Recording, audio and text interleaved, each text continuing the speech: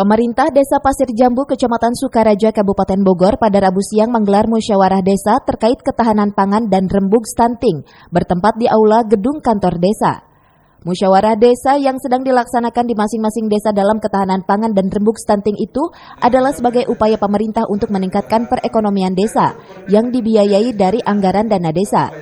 Sekretaris Desa Pasir Jambu mengatakan, kegiatan Musdes Ketahanan Pangan dan Rembug Stunting yang diikuti oleh Karang Taruna, kader PKK desa dan kelompok tani yang ada di desa tersebut untuk melakukan cara pengelolaan kegiatan tersebut yang dianggarkan dari dana desa.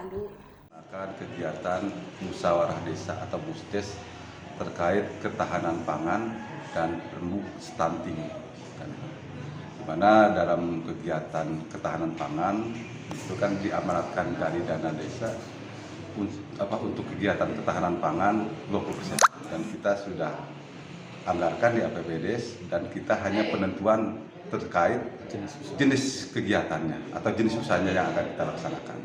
Jenis usaha yang akan kita laksanakan dari kegiatan ketahanan pangan yaitu pertama hewani, yaitu berupa ternak lele, kedua budidaya domba.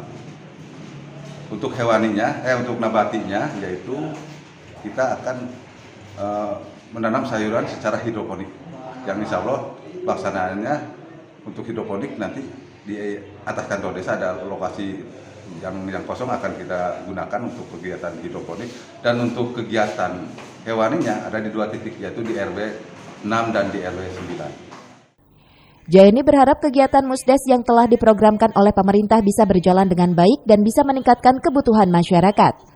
Dari Sukaraja, Kabupaten Bogor, Suhanda Abrizi melaporkan.